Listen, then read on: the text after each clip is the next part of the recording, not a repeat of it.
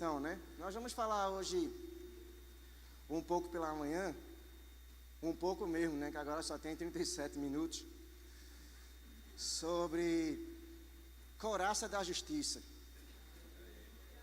Amém? Vamos falar um pouco sobre a justiça de Deus e como ela pode influenciar ao ponto de impactar a sua vida. Amém? Nós, na última Santa Ceia do ano passado, nós vimos sobre o capacete da salvação, que o texto está lá em Efésios capítulo 6, versículo do 10 em diante.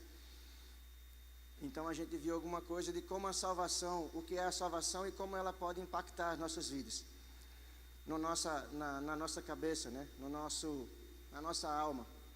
Como ela pode, na realidade, influenciar os nossos... A alma é dividida em 3 partes, só para a gente recapitular: pensamentos, memória e emoções. Como que a salvação pode influenciar essas 3 áreas da sua vida? Ok?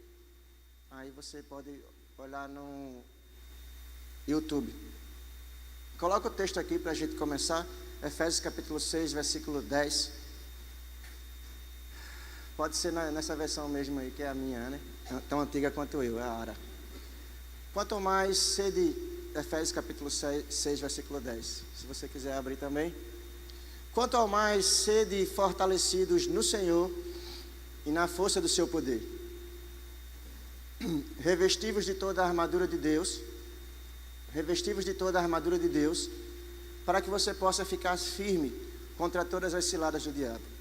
A gente viu, na ministração anterior, que isso não significa dizer que nós vamos lutar contra o diabo, a batalha espiritual, aquela resenha todinha. A gente viu da outra vez que Jesus, na realidade, já venceu por nós, e a luta que nós temos hoje contra principados e potestades não é contra essa belezinha que está do seu lado, não é contra seu irmão. Ninguém deu amém, mas tudo bem. Isso é porque você está prestando atenção, Você não vai lutar com seu irmão, porque na realidade nós na realidade não precisamos lutar contra nós mesmos, porque nós somos um corpo. E você não vai morder a sua mão, a não ser que você tenha algum tipo de problema. Tem alguns que têm problema porque vivem mordendo a vida do seu irmão. Ah, começou bem, Ricardo? Aí, de leve, sem estresse, não vou ofender ninguém, porque a minha mulher já falou que não pode brincar com ninguém, então pronto. Então, revestivos de toda a armadura, isso é na realidade para você se manter firme contra as ciladas do diabo. Ele já é um inimigo vencido, então a única luta que você precisa lutar hoje é você se manter firme. E só o fato de você se manter firme, sem você vacilar, sem você organizando o seu espírito, a sua alma, isso vai influenciar o seu corpo. Só o fato de você se manter firme, você já vai resistir ao diabo por consequência. Porque não tem como, tá ligado? Satanás é tão idiota que a única arma que ele usa é a mentira. E o mais interessante é que essa única arma, que é a mentira, é o que mais a galera acredita. Eu fico pensando às vezes, cara, tem a palavra de Deus, tem a verdade contida na palavra, tem tudo aquilo a respeito da palavra de Deus, e a galera não valida ela. É mais interessante que às vezes Deus precisa se esforçar para você acreditar numa verdade, mas o diabo é tão... não faz nem esforço para você acreditar numa mentira.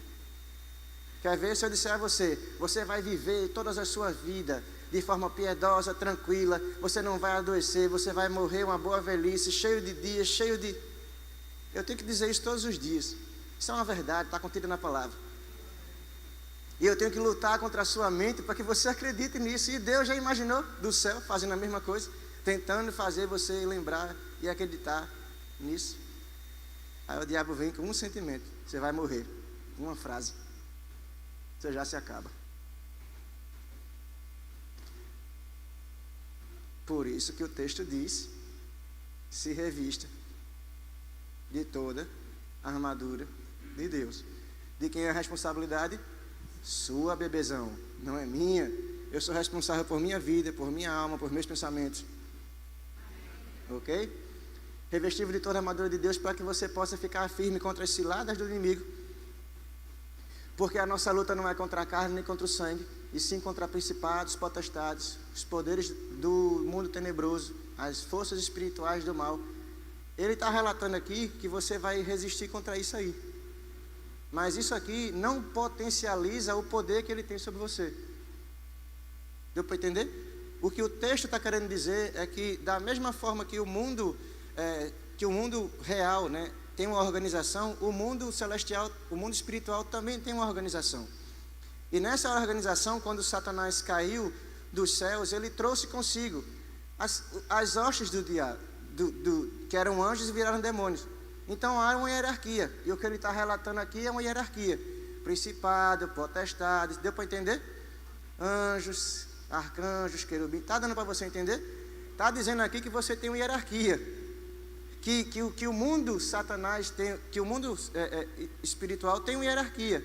Mas o mais legal é o seguinte: contra toda essa hierarquia, independente de ser principado, potestade ou o próprio capeta, você tem autoridade sobre tudo isso. O que ele está dizendo aqui não é para você ter medo, é para você celebrar. Porque um ser, entre aspas, tão... Eu ia dizer uma palavra bem chula, mas não pode, né? Mas um ser tão frágil como o ser humano, e isso é o que buga a cabeça do capeta. Como é que um ser tão dependente, frágil, inconstante, tão limitado como o ser humano tem tanto poder e autoridade contra eles? Por quê? Porque isso não vem de nós, vem dele. Ok? Então, versículo 13: portanto, tomai toda a armadura de Deus, para que você possa resistir no dia mau. Depois de você ter vencido tudo, e a ideia sempre é essa, você conseguir vencer e passar por absolutamente todas as coisas, você possa permanecer inabalável. Perceba a palavra, permanecer significa você ser inabalável hoje, amanhã e depois. A ideia de permanecer é uma constância. Então, a ideia e aquilo que Deus pensa para a sua vida é que você vença hoje e vença amanhã também. Ninguém deu amém, mas tudo bem, não tem problema não. Se você quer perder amanhã, tudo bem, você pode perder, aí no outro dia você levanta. Mas a ideia é que você permaneça firme, inabalável, dá a ideia de constância. Amém? Então, a gente viu que no versículo 13 ele diz: tomai e põe a armadura de Deus. E a gente viu na pregação passada que esse primeiro verbo, tomar, significa que você tem a responsabilidade de se levantar e fazer uma ação correspondente. Então você vai lá e toma. Já o tomar do versículo 17 é a graça, você toma, você recebe de bom grado dele. Ok? Então ele diz: se esforce e tome a armadura de Deus. Então ele diz, versículo 14: firmes, cingidos com toda a verdade, vestivos da couraça da justiça. Só para a gente entrar no verdadeiro tema de hoje, né, que é a couraça da justiça. A gente deu só uma introdução. Couraça da justiça. O que você entende a respeito da justiça de Deus sobre a sua vida, né? Quantos aqui já fizeram o rema? Amém, né? Quantos aqui também vão fazer? O rema é um divisor de água sobre as nossas vidas. Entendeu? Não é um chavão, mas o rema realmente mudou a nossa vida. Porque a palavra de Deus tem essa característica. Ok? Então, nós aprendemos no rema, né? E essa matéria de Deus é uma matéria bem legal. Justiça de Deus é uma das mais importantes, né? Todas elas têm a sua real importância, mas a justiça de Deus é algo bem importante para nós, porque na realidade ele trata basicamente para a matéria inteira, tenta fazer você enxergar quem você é em Cristo. E esse sentimento, né, que a gente tem, o ser humano sempre tem esse sentimento é como se fosse uma autocomiseração. Você está sempre diminuído, você está sempre necessitado, você é sempre o coitadinho, aí você erra, peca, vacila, aí bota a culpa no diabo, bota a culpa no cachorro, bota a culpa na sua mulher, bota a culpa em Eva, bota a culpa no governo, aí depois, quando não sobra mais ninguém, bota a culpa no próprio Deus. E nunca a culpa é você mesmo, e na realidade a culpa é sua. E esse sentimento de autocomiseração, esse sentimento de que você é pobre, cego, miserável, nu, coitado, necessitado, tudo isso é combatido nessa matéria. Onde Deus, na realidade, ele tenta fazer você enxergar que você era realmente tudo isso, mas agora você nasceu de novo. E o fato de você ter nascido de novo, a sua natureza mudou. Então, a ideia também é que essa natureza que lhe afastava de Deus, essa natureza nova, lhe aproxima de Deus. Porque nessa nova natureza, tudo é o contrário. Você estava morto, agora você tem vida. Está dando para você entender? Você estava morto, agora você tem vida. Você tinha uma vida doente e agora você pode manifestar a cura de Deus. Não só a cura, mas também a saúde. Ou seja, a ideia que Deus tem para você é que você nem adoeça. Essa é a ideia de Deus. Está dando para você entender?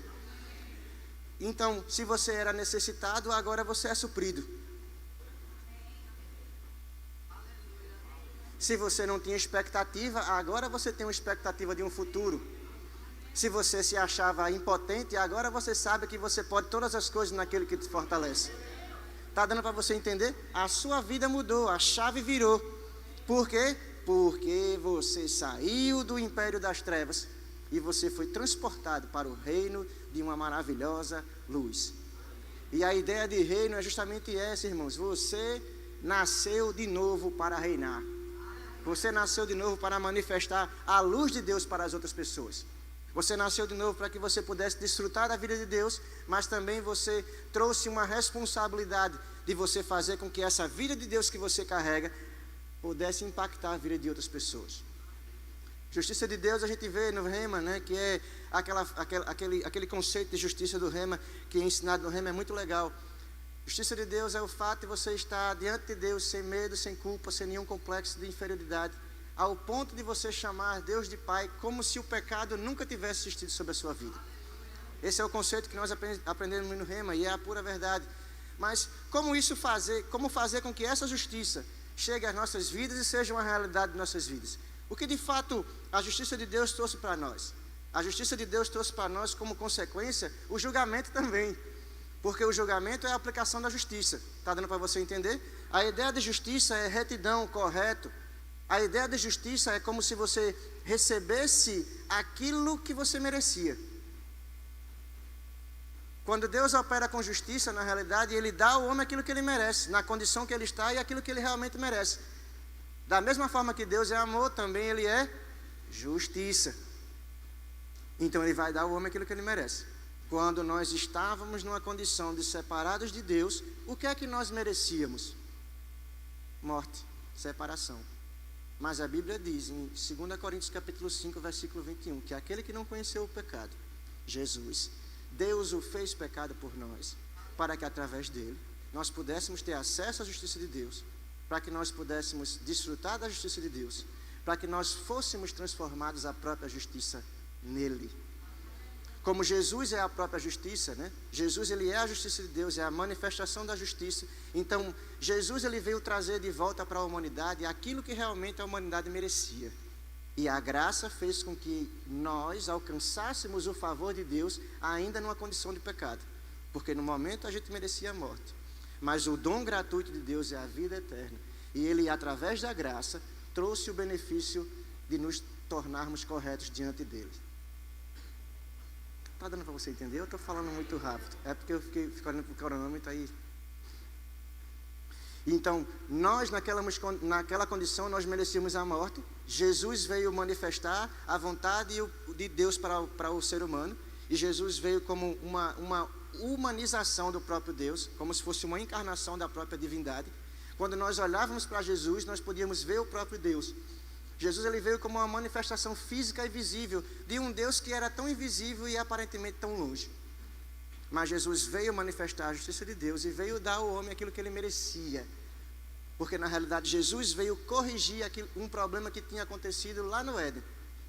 Mas se você vê o homem no seu estado original, Deus sempre quis contato, relacionamento, vida, provisão. Se você olhar para o Éden, você vê um estado completo, perfeito, sem falhas. E essa é a ideia de Deus para o homem. Foi isso que Deus imaginou quando criou o homem. Foi isso que Deus imaginou quando colocou o homem lá. E o pecado desorganizou. E aí Jesus veio apresentar a justiça, que é realmente dar aquilo que o homem merecia. Ele veio devolver para o homem aquilo que a humanidade realmente merecia. Vida, sucesso, saúde, provisão, prosperidade, reconectar-se com Deus. Está dando para você entender? Em Jesus, Deus aplica a justiça. Através da graça, dá ao homem aquilo que ele merecia, que na realidade não deveria nem ter saído dele. Aquela condição de correto diante dele. Então, em Jesus, Deus aplica a justiça e dá ao homem aquilo que ele merece. Amém? Deu para entender? Eu tentei resumir, né? É mais ou menos isso. Beleza? Mas aí, agora onde vem a parte legal da história, né? Quantos lembram aqui daquela frasezinha que tio Ben diz para Peter Parker? A parte mais legal de sermos cristãos, irmãos, é que nós temos responsabilidades. E todos os benefícios que Deus traz para nós, nos coloca numa posição de fazer alguma coisa com Ele. Deus não te coloca numa posição, seja ela qual for, para que você seja acomodado. Deus não te coloca numa posição, seja ela qual for, para mostrar que você é melhor do que ninguém. Deus não te coloca numa posição, seja ela qual for, simplesmente para você ser servido, ou para não fazer nada. Se você acha que a prosperidade de Deus é você ter tudo sem fazer nada, você está errado. Vai trabalhar, ter com a formiga, preguiçoso. É isso que o texto diz.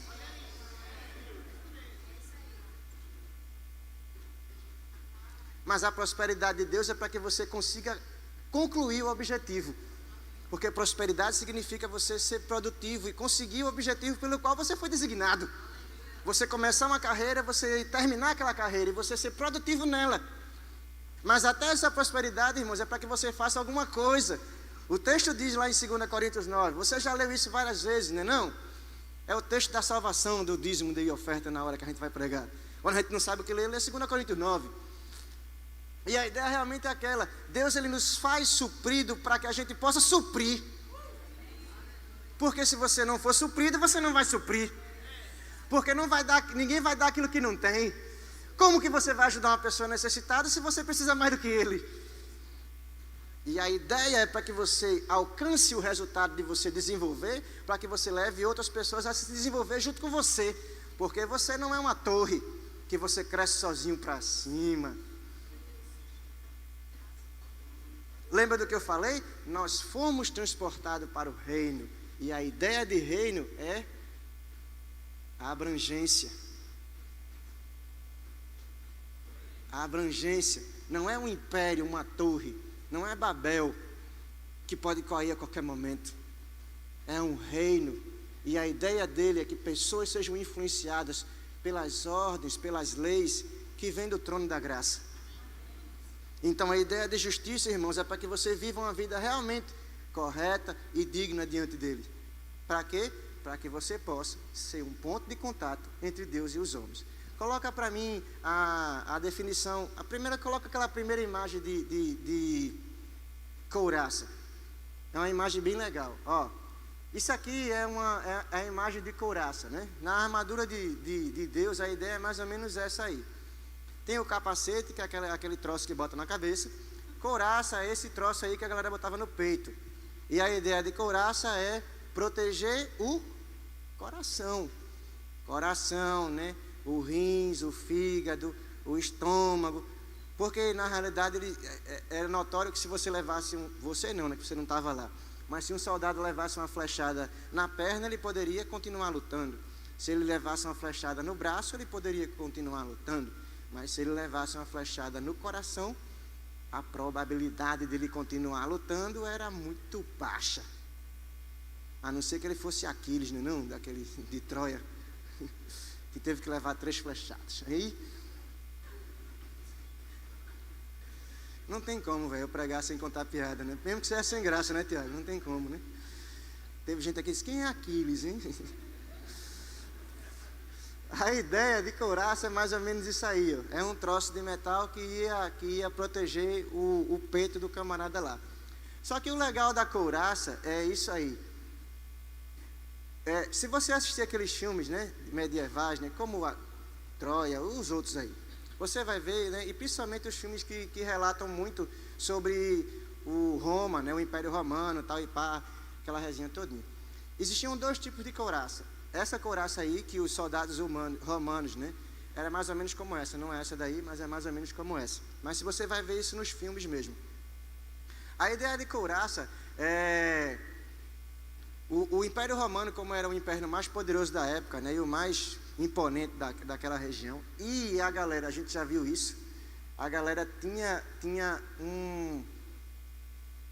uma satisfação muito grande em ser considerado soldado romano, em ser considerado cidadão romano. E as pessoas do escalão lá, do alto escalão, e também os soldados romanos, eles faziam questão de usar a couraça do exército romano. E essa couraça, né, ela é mais simples porque era mais ou menos usada todos os dias. Está dando para você entender? Ela poderia ser usada no seu dia a dia, quando ele não estivesse em batalha. Essa couraça, quem olhasse para um camarada vestido com ela, identificava pela vestimenta, por aquilo que cobria o seu coração, por aquilo que cobria os seus órgãos vitais, identificavam ele, simplesmente porque olhavam. Isso era uma identificação visual. Essa couraça usada todos os dias era uma identificação visual. Quem olhasse para aquelas pessoas vestidas com essa couraça, da identificação diária, conseguiam perceber que eles eram soldados romanos. Quando o apóstolo Paulo, né, nessa parábola, porque se você olhar o capítulo inteiro, a ideia todinha de Efésios capítulo 6, do 10 em diante, se você presta atenção, o apóstolo Paulo ele faz uma parábola, ele faz uma comparação física para que você possa ter uma identificação, um entendimento do espiritual. Jesus fez muito isso, só que o apóstolo Paulo usava aquilo que ele sabia, porque ele era cidadão romano, foi criado nos pés de Gamaliel, aquela resenha toda que você já sabe. Então, ele sempre usava coisas, características romanas. Para quê? Porque boa parte das cartas deles eram identificadas à igreja, mas também ao público gentil, está dando para você entender?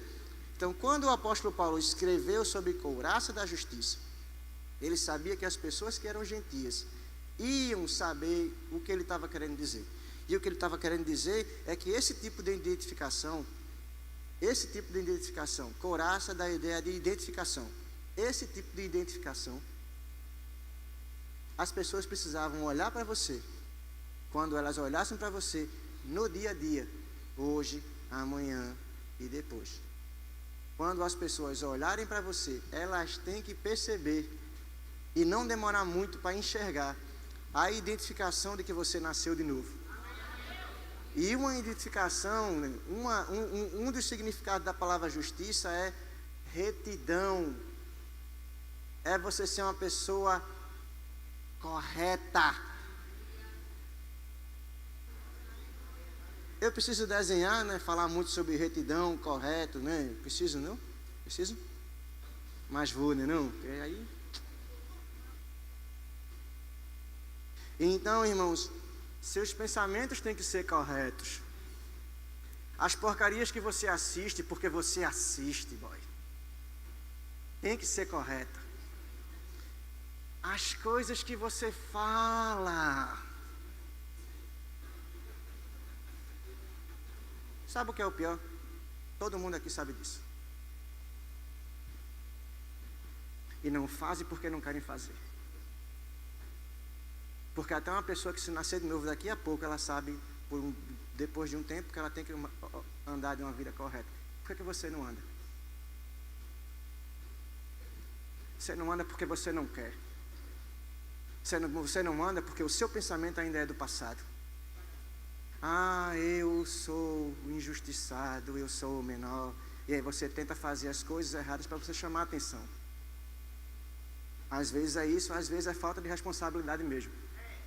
Você fala, você mente, você arruma confusão, você briga com as pessoas, porque você na realidade é irresponsável. Porque se você tivesse responsabilidade, se um soldado desses fosse pego fazendo alguma coisa errada, carregando uma couraça dessa, que identificava ele como cidadão romano, o cara era morto na hora. Por quê? Porque o todo valia mais do que ele mesmo. E você tem esse pensamento egoísta, onde você só busca os seus próprios interesses. Eu não ofendi ninguém não, viu, Patrícia? Eu não falei nome de ninguém.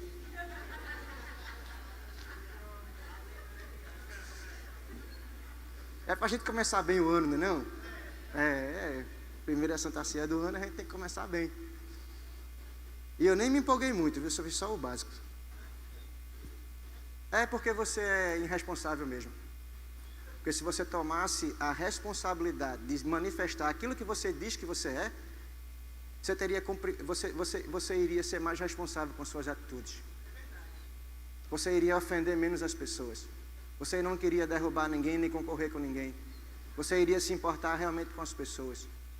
Você não faz as coisas que é corretas porque você não está afim, é só isso. Porque saber você sabe fazer. E você tem o poder de decisão todos os dias. Você tem o poder de decidir se você vai falar algo para ofender ou se você vai falar algo para abençoar. A Bíblia diz, irmãos, e isso é notório, todo mundo sabe, vida e morte estão no controle da sua língua. Se você bem utilizar, você comerá dos seus frutos. Se você tiver alguma coisa produtiva que vai abençoar a vida de alguém, fale. Se você não tem, fique calado. Simples assim. Agora, por que você mente? Por que você levanta falsos testemunhos? Por que você julga as pessoas com suas palavras e suas ações? Onde você, na realidade, deveria fazer com que a identificação que as pessoas olhassem para você fosse a dele. Porque a couraça representa ele próprio, a justiça, é a identificação, é ele mesmo. O camarada, quando usava essa identificação, é como se ele estivesse representando o próprio exército romano, o próprio imperador. Quando você, na realidade, faz uma atitude dessa, você está machucando não só você mesmo, você não está apenas defamando a sua imagem, você está defamando a imagem do próprio Cristo. Porque você deveria ser um exemplo. Pessoas, quando olhavam para cristãos naquela época, eles não viam diferença nenhuma entre Jesus e eles diziam cristãos, pequenos Cristo. Algumas eles falavam como ironia mesmo, né, como deboche, mas chamava mesmo debochando, falava a mesma coisa. Ele é cristão, ele é um pequeno Cristo, ele pensa como Jesus, ele fala como Jesus, ele age como Jesus. E infelizmente, nós, nos tempos de hoje, né, e sempre foi assim, a gente não pode chamar todo mundo de cristão, porque na realidade boa parte deles nem fazem, nem pensam, nem agem, nem falam como o próprio Cristo.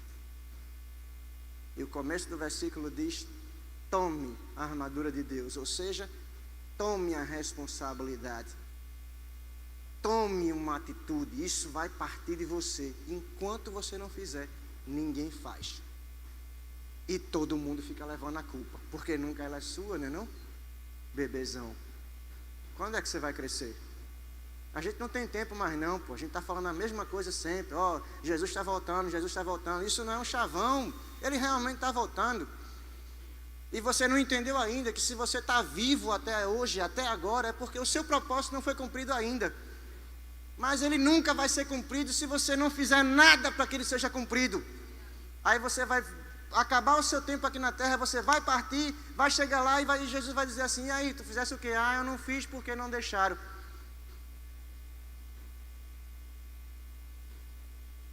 Cara, Deus ele conta com você nesses últimos dias. Se você está vivo para você viver essa última geração da igreja, não é por acaso. Deus nos escolheu, lembra? Ele nos escolheu nele antes da fundação do mundo para que fôssemos santos, irrepreensíveis diante dele, em amor, aquela resenha todinha. Ele nos escolheu. Efésios capítulo 2, versículo 10. Ele nos escolheu. Nós poderíamos ter vivido em qualquer época da humanidade, irmãos, mas ele nos escolheu para que nós vivêssemos essa época da humanidade. Para quê, irmãos? Para sermos alguma coisa, fazer alguma coisa. Não simplesmente para bater no peito e dizer: ah, eu sou igreja. Sim, mas você está agindo como igreja? Você está pensando no coletivo? Você está pensando em amar a Deus sobre todas as coisas? E ao bendito próximo como a ti mesmo?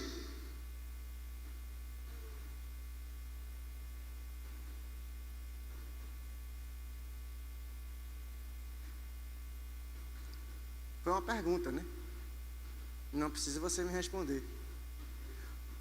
Porque se você for responder, geralmente você vai dizer: estou sim, pastor, eu estou. Claro, né? Eu estou amando a Deus sobre todas as coisas e ao meu próximo como a mim mesmo. Claro que eu estou.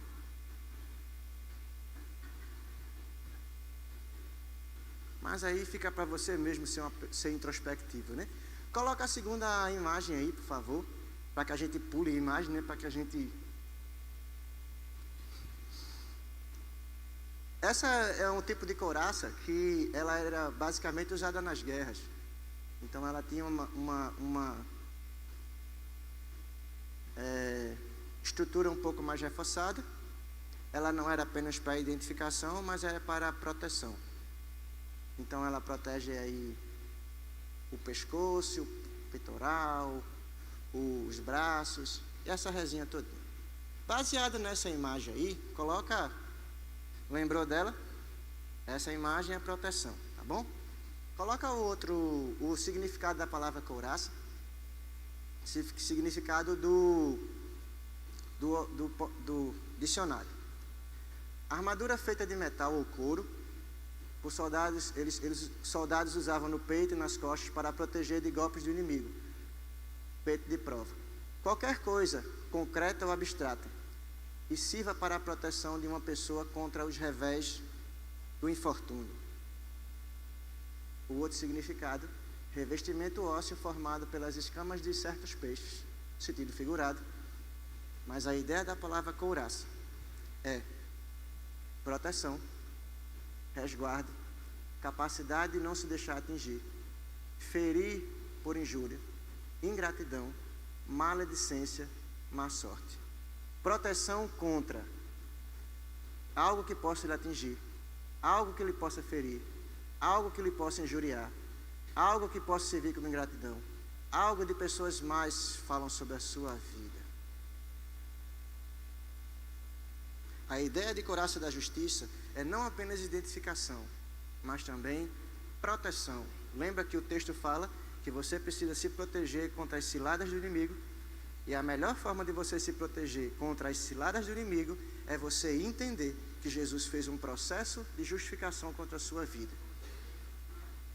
E que mesmo que Satanás se levante contra a sua vida para tentar lhe derrubar, ou pelas frentes, né, ou pelas costas, porque a couraça protegia o peito, mas também protegia as costas. Qualquer coisa que Satanás possa fazer para tentar influenciar, trazer dano para a sua vida, nada disso servirá de efeito. Mas você precisa entender, porque esse benefício que é a justiça de Deus, que é a salvação, a verdade, aquela estrutura do evangelho que a gente viu na pregação passada, todas essas palavras, fé e tal, vocês têm que entender. É fundamental que você leia a sua Bíblia, leia bons livros, assista uma pregação. É fundamental que você entenda. É fundamental que você entenda e aceite de uma vez por todas que Jesus fez algo por você. E que o seu passado, ele não lhe condena mais. Você pode até responder por ele, está entendendo? Porque você não fica isento da responsabilidade por coisas que você fez no passado. Mas isso não traz condenação para a sua vida. Se você fez algo... Cara, o mais interessante é o seguinte: nem o próprio Deus, ele julga você, porque você já foi julgado em Cristo. Está dando para você entender? Então, às vezes você não vai conseguir com que pessoas aceitem você. Mas se o próprio Deus aceita você e a sua consciência não lhe acusa, você já está no lucro. Agora, o problema é que muitas vezes nós não sabemos lidar com o nosso passado, e aí nós temos vários problemas psicológicos, vários problemas no nosso corpo, vários problemas de atuação, porque as coisas às vezes que nos aconteceram no passado tentam impedir a nossa caminhada. O problema é que a gente não consegue lidar conosco mesmo. Mas lembra do que o texto diz: tome a responsabilidade, faça alguma coisa, assuma um compromisso, tenha uma iniciativa. Porque na realidade, irmãos, tudo aquilo que Deus tinha para fazer por nós, Ele já fez, e a gente já sabe disso. Muito do que tem para se fazer hoje só depende de nós mesmos. E a ideia de couraça é uma identificação para que você se pareça com Ele, para que você represente Ele, mas também para que você viva uma vida piedosa, tranquila. Para que mesmo que você esteja no meio de uma guerra, nada possa influenciar você, nada possa atingir o seu coração, nada possa, na realidade, macular o seu procedimento, irmão. Mesmo você trabalhando, seja lá onde for, você tem que ter um procedimento correto. Porque você é cristão. Porque você é beneficiário da justiça. Porque você representa um reino. Porque você representa, na realidade, algo muito maior do que você. Então, no seu trabalho, você tem que ter uma forma correta, uma conduta correta, palavras corretas, atitudes corretas, procedimentos corretos. E se eu precisar fazer, e se for preciso fazer alguma coisa que não seja correto, não faça. E se eu for demitido, não vai. E se for, vai vir algo melhor, irmãos, porque na realidade o nosso princípio A nossa ideia, irmãos, a nossa vida, o nosso comportamento, ele é inegociável. Nossos princípios, eles são inegociáveis. Sua conduta deve ser correta, independente de, irmãos, porque é o mínimo que a gente poderia fazer para Ele. Como eu poderia ser grato a Deus por todos os benefícios da salvação? No mínimo, viver uma vida correta diante dEle. No mínimo, ser responsável com tão preciosa salvação que Ele colocou na sua vida. Como eu poderia ser grato por todo o benefício da justiça? Viva uma vida correta. Como eu poderia ser responsável por todo o processo de cura? Acredite nisso e você vai viver. É só isso que Deus espera de você. Que você acredite nele e viva tudo aquilo que Ele conquistou para você, porque você nunca vai deixar de ser filho dEle. Uma das maiores características, né, e um dos maiores desejos de um pai, quando dá um presente ao filho, é ver aquela criança não apenas feliz, mas brincando com o brinquedo. Isso traz gratidão. É a melhor forma de uma criança ser grata por um brinquedo ou um presente que recebeu, é brincar com ele, desfrutar dele, cuidar bem dele. Como você vai viver a justiça? Como você vai ser grato por ela? Viva ela, cuide dela. Está dando para você entender? Vocês me amam ainda? Se não me amar, já sabe, né? O problema é seu. Então, couraça da justiça. Qual o problema? É meu o problema. Se você não gosta de mim, o problema é seu, não é meu. Couraça da justiça, irmãos. Isso tem que ser algo que sirva para você se identificar. Mas também tem que ser algo que você precisa aceitar. Todos os benefícios que Ele traz para proteger a sua vida. Nenhuma condenação há para aqueles que estão em Cristo. A melhor forma de você ter uma vida correta e íntegra diante de Deus é viver uma vida correta e íntegra diante de Deus. E isso vai ser o reflexo para a vida correta e íntegra que você vai ter diante dos homens. E como a definição de justiça diz, de couraça diz, mesmo que pessoas tragam calúnia para a sua vida, mesmo que pessoas falem algo que não são verdade sobre você, a sua conduta diária vai falar mais do que essa injúria. E geralmente as pessoas que trazem injúrias contra você são pessoas que têm inveja de você. São pessoas que não têm o que você tem, não fazem o que você faz, ou querem ocupar a posição que você ocupa. Estou falando isso para a igreja de uma forma geral. Você está ocupando uma função que a pessoa quer ocupar no seu lugar, e ela vai levantar, ela vai ser rebelde, vai falar coisas que não é verdade. Só que procedimentos como esse não deveria nem ser mencionado no nosso meio. Porque nós já vimos aqui várias vezes, a própria palavra de Deus nos ensina, cada um tem o seu lugar no corpo de Cristo. Então, se você deseja, eu quero muito o dom daquela pessoa lá, mas o dom não é seu, fica só querendo.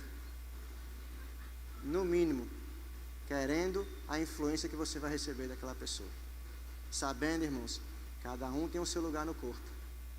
E se cada um operar bem dentro da sua esfera, assumindo a responsabilidade e entendendo e sabendo o que é que Deus tem para a sua vida, cara, você vai ser tão produtivo com aquilo que for colocado na sua mão.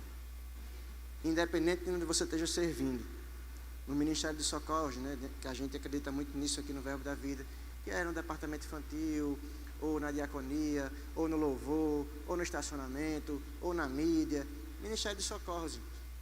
Ou até mesmo sendo um líder, ou até mesmo futuramente sendo um pastor, ou vai abrir uma outra congregação. Não importa, irmãos. O que importa é que você seja achado fiel com aquilo que foi colocado na sua mão. Lembra da parábola do talento? A um ele deu 5, a outra ele deu 2, ou 3, dependendo da tradição, mas a outra ele deu só 1. E quando ele chamou para prestar conta, ele não estava olhando os 100%, a quantidade que as pessoas iriam apresentar. Ele só precisava encontrar você fiel com a responsabilidade que você recebeu. E o mais interessante é o seguinte, levando para essa área do serviço. independente da função que você ocupe, seja ela que nós pensamos que é destaque ou é só pensamento nosso. Porque o seu corpo, cada parte dele tem a sua digna função. E se você tirar qualquer parte dela, que mesmo que você julgue ser feia, mesmo que você julgue ser inútil, se você tirar, vai ficar faltando. Ele não vai ser completo. E quando Deus organizou o corpo, e a Bíblia diz que Ele colocou cada parte do corpo como Ele quis, se ela operar de uma justa cooperação, todas as pessoas vão produzir o crescimento do próprio corpo. Você foi colocado, irmãos, dentro de um organismo chamado igreja. Isso é um organismo vivo. Você vai lidar com pessoas. Ame essas pessoas, mesmo quando elas aparentem ser pouco amáveis. Cuida bem das pessoas. A gente vai conduzir elas, irmãos, para o próprio Cristo. Nós somos responsáveis por cada um que foi colocado em nossas mãos para que a gente venha cuidar. As pessoas são mais importantes do que seus títulos. As pessoas são mais importantes daquilo do que até o seu próprio dom.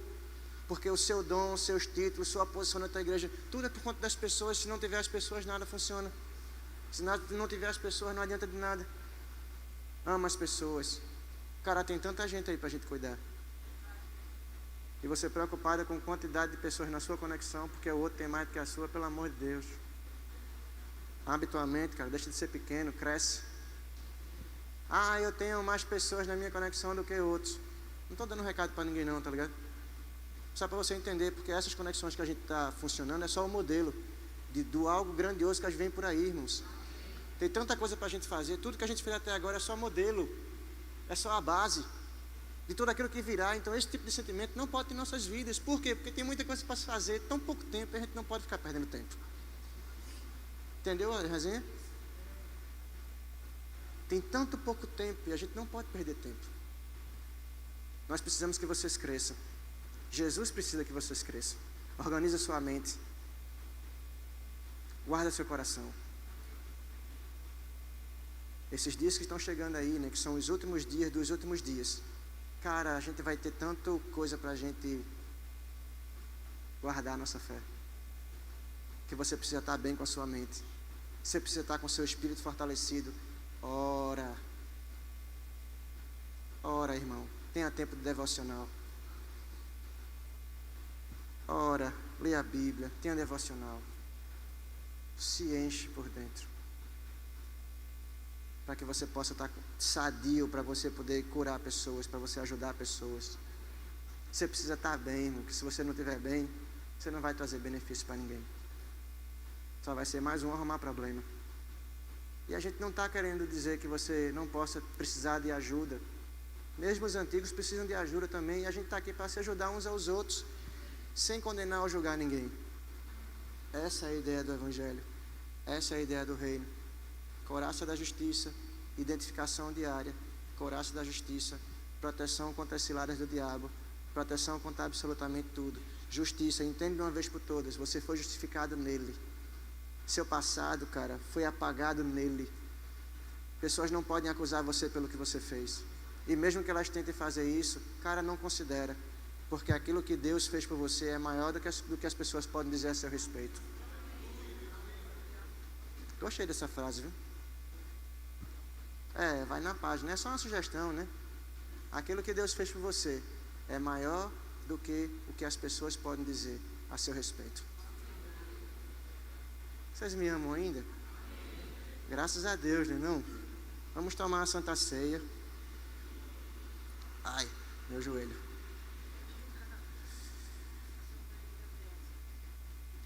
Só a título de sugestão,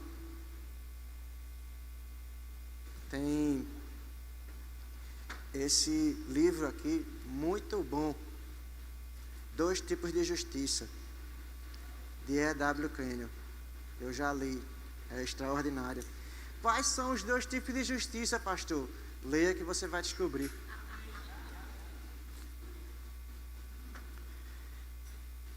E esse daqui de Charles Capps, Autoridade em 3 Mundos. Tem tudo a ver com o que a gente ministrou também, hoje pela manhã. Tem algumas unidades dele ainda lá, né, Paulo? 3, né? Então corre lá. Esses 2 tipos de justiça, eu acho que só tem ele, né? Só tem um livro, 2 tipos de justiça, ó. Quem pegar, pegou, irmão. Esse aqui, ó, autoridade nos 3 mundos. Aconselho você a ler também. Como usar a autoridade que Deus lhe deu para ter vitória em todas as áreas da sua vida. Como usar a autoridade no material, no espiritual e no físico. Vamos tomar a Santa Ceia. Essa autoridade tem três exemplares lá. Obrigado, pastor.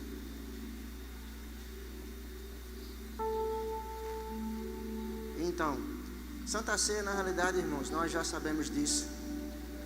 É um memorial. E a ideia de memorial é realmente essa, você trazer a memória. É você considerar. É você, na realidade, fazer com que as coisas realmente considerar aquilo que Ele fez por você. E esse tipo de consideração que a gente faz da Santa Ceia não deve ser feito apenas uma vez por mês. Você não deve lembrar do sacrifício dele apenas uma vez por mês, quando a gente vem para cá. Você não deve pedir perdão, né? Eu vou pedir perdão para poder tomar a Santa Ceia. Cara, eu acho que o mais legal seria você fazer as coisas para que você nem precisasse pedir perdão. Mas a Bíblia diz que você deve examinar você mesmo, e então você toma a Santa Ceia. Não diz que você deve ficar sem tomar ela. A Bíblia diz que você deve examinar você mesmo. Se tiver que você pedir perdão, você pede perdão e você toma a Santa Ceia. Está dando para você entender? É um momento de reflexão. E a ideia, na realidade, é que esse tipo de reflexão não seja feita apenas uma vez por mês na igreja. Que você tenha essa consciência, irmão, de você estar examinando a sua vida. Que você tenha a consciência de estar pedindo, de se colocar à disposição do próprio Criador, né, do próprio Espírito Santo, para ajudar você a ser uma pessoa melhor. A ideia, irmãos, é que a ideia de perfeição é que você vai, na realidade, você é perfeito pela condição espiritual que você está nele, e esse nível de perfeição vai influenciando a sua vida a cada dia. Como o texto diz lá em Provérbios, se eu não me engano é 4, 8, é 18, é 12, uma coisa assim, eu não lembro da referência, mas diz que a vida do justo, a luz do justo, o caminho do justo, ele tem que ser como a luz da aurora, que vai brilhando cada vez mais, se eu não me engano é 4:10 ou 4:18, vai brilhando cada vez mais, até você ser dia perfeito, até você chegar na glória. Essa ideia de aperfeiçoamento, crescimento, seja contínuo na sua vida. Que você amanhã, irmão, seja uma pessoa melhor do que você foi hoje. E se eu cometer algum delito, você pede perdão e você continua prosseguindo, porque até as coisas que nós erramos não podem impedir a nossa vida, não podem fazer parar ela. Por quê, irmãos? Porque Deus conta com você, para que você seja, na realidade, uma pessoa em contínuo processo de melhora, porque essa é a ideia, irmãos. Você precisa estar bem para você ajudar pessoas. Tem tanta coisa para a gente fazer, tanto pouco tempo que a gente tem, e às vezes faltam trabalhadores, e às vezes os trabalhadores dão mais problemas do que as pessoas que a gente vai ajudar. Mas o que a gente faz? A gente também não descarta esse tipo de pessoa. Cabe sabedoria dada por Deus para que a gente vá ajustando, para que essa pessoa possa se encaminhar. Está dando para você entender, irmãos, que cuidar de pessoas dá trabalho? Um amém só? Não, pode dar mais, irmãos, porque cuidar de gente dá trabalho, boy. Qual trabalho dá cuidar de pessoas? Mas é tão prazeroso. Tu já imaginou, irmão, se Deus não tivesse feito a obra redentiva dele nessa crucificação, você não estaria nem aqui para falar a respeito dele. Tu já imaginou também se ele fosse considerar todas as vezes que você fosse errar depois de você ter recebido Jesus? Já imaginou? Eu não vou salvar Moisés não, porque ele vai errar 4 milhões e não sei quantas vezes até... Eu acho que foi mais ou menos isso que eu já vi em 40 anos de vida.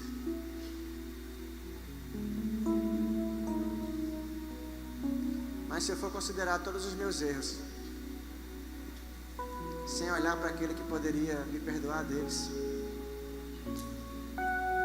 você não vai para canto nenhum, velho. E eu não estou dizendo isso como licença para você pecar. Só estou dizendo que, mesmo que você tenha feito algo de errado, Deus conta e espera com atitude sua. de arrependimento, que significa metanoia, mudança de mentalidade. Porque quando você muda a mentalidade, seu comportamento muda. E lembre-se de uma coisa: nós vamos cuidar, já estamos cuidando, mas vamos cuidar de muito mais pessoas nesses anos que virão. Nossa igreja vai aumentar e não é porque nós estamos concorrendo com ninguém. Nós só estamos correndo a nossa carreira. Suas conexões, sua conexão vai aumentar de quantidade de pessoas. Ninguém deu amém, mas tudo bem, né? Só o pastor Ricardo que não pode dizer amém, né? Que senão vai ter que comprar um prédio, pastor, não é nem uma casa, mãe. Sua conexão vai aumentar a quantidade de pessoas. Nós iremos multiplicar as conexões. Você que ainda não está liderando, você vai liderar futuramente. Mais pessoas vão ser achegadas a nós. Mais pessoas vão ser somadas conosco. E essas pessoas precisam ser amadas. E quando elas errarem, pastor, o que é que a gente faz? Joga fora? Não, a gente trata. Porque se Deus fosse jogar fora você, Ele não teria nem morrido por você. E nunca se esqueça de uma coisa: existem 3 tipos de pessoas que você vai encontrar quando você começar a cuidar delas. As pessoas que dão muito problema, as pessoas que vão dar menos problemas, e tem umas que vão sempre continuar dando problemas. E essa que vai sempre continuar dando problemas, ela não está a fim de mudar. E é um direito dela, é o direito de escolha. E essa pessoa, com todo respeito, se a gente tiver o discernimento, a gente deixa ela viver a vida dela. Porque a gente não vai desperdiçar tempo com quem não quer mudança. Mas num culto de Santa Ceia, vamos pastar uma palavra dessa. Eu não sei porque eu estou dizendo isso. Mas tem pessoas que demoram um pouco mais a amadurecer. Tem umas que amadurecem mais rápido. Tem umas que não vão amadurecer. E se elas decidirem que não querem ser cuidadas, nem Deus pode fazer algo por elas. Aí eu lhe pergunto: o apóstolo Paulo disse isso, cara. O que é que vocês estão fazendo com esse circunciso aí que está cometendo pecado que nem no mundo você vê sendo cometido? Entrega ele para Satanás, porque ele não quer. Muita gente vai ser agregada a nós, e a gente vai precisar de sabedoria para lidar com cada situação. Agora é lógico, sabedoria vem dele. Quem não tem, peça a ele. Está dando para você entender? Ah, pastor, tem uma pessoa que está dando muito problema, eu não vou cuidar dela. Não é isso que eu estou dizendo. Você não é incapaz de perceber o que eu estou dizendo. Aqui eu acho que eu estou falando com pessoas que são inteligentes. Muita gente vai se achegar a nós. Alguns por interesse, alguns porque realmente querem mudança. Alguns vão se chegar a nós simplesmente porque querem receber algum tipo de benefício. É interesse. E a gente vai ter que ter maturidade, sensibilidade. Como é que vai se conseguir isso? Sensibilidade com Deus, oração em outras línguas. Sua vida no secreto vai ser muito útil, vai ser indispensável nesses últimos dias. Intimidade com Deus, sensibilidade para ouvir a voz dele, para que você fale uma palavra bendita no tempo correto. Sensibilidade divina de Deus para você agir de uma forma sábia e lidar com cada situação, para que você erre menos como líder. Santa Ceia representa isso, irmãos. O cuidado de Deus que veio influenciar nossas vidas. Mas esse cuidado e esse benefício que nós recebemos dele é para ser manifesto para as outras pessoas. Justiça de Deus, na realidade, é para que você seja encontrado uma pessoa correta diante dele, para que essa justiça seja influenciada para a vida das outras pessoas. Aquele que não conheceu o pecado, Deus o fez pecado por nós, para que nós, seres humanos, cristãos, igreja, fôssemos feitos à justiça de Deus, para que a gente venha justificar outras pessoas. Não é apenas para o nosso bom mérito. Deus ama você, e Ele conta com você para que você possa ajudar a vida de outras pessoas. Sempre lembre-se, pessoas são mais importantes do que a sua posição na igreja. Pessoas são mais importantes do que o título que você carrega. Nós estamos aqui por conta delas. Amém? E o texto diz lá em Coríntios que quando, 1 Coríntios capítulo 11, do 23 em diante, que o apóstolo Paulo recebeu do Senhor aquilo que ele mesmo entregou. Que no momento que ele foi, Jesus, na noite que foi traído, ele tomou o pão. E ele disse, isso é o meu corpo. Nós precisamos entender que a igreja é o corpo de Cristo. Jesus, ele morreu por todos nós. Jesus, ele morreu para que nós fôssemos um. Jesus, no corpo dele, estava lá as nossas doenças, as nossas enfermidades, carregou sobre ele. Façam isso em memória de mim.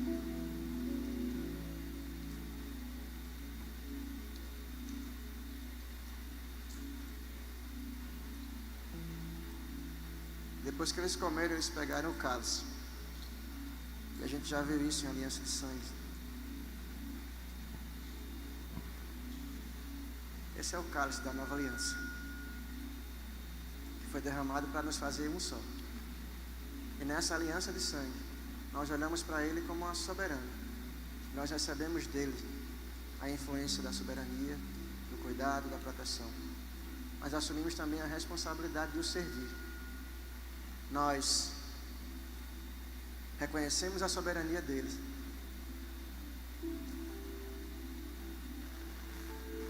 Mas também com ele, nós assumimos o compromisso do serviço. Estamos aqui para servir uns aos outros, servir ao próprio Deus, servir a nossa igreja local, servir para a expansão do reino. Mas também a gente está aqui para servir essa belezinha aí que está do seu lado, seu irmão. Que você briga com ele de vez em quando, não é não? Já minha mulher briga comigo sempre, não é não? É ela que briga comigo. Quase 20 anos de relacionamento, eu nunca briguei com ela. Todas as vezes é ela que briga comigo. Eu juro, cara, que eu não dou motivo. Fechamos que não existe, não é não? Como se já fosse. Nós estamos aqui para servir as pessoas, servir o seu irmão. Não precisa trocar o cara, você tem cuidado para não derramar, mas olha aí para essa belezinha que está aí do lado e diga assim, eu estou aqui para servir você. Menos Tiago, né? Tiago a gente não está aqui para servir.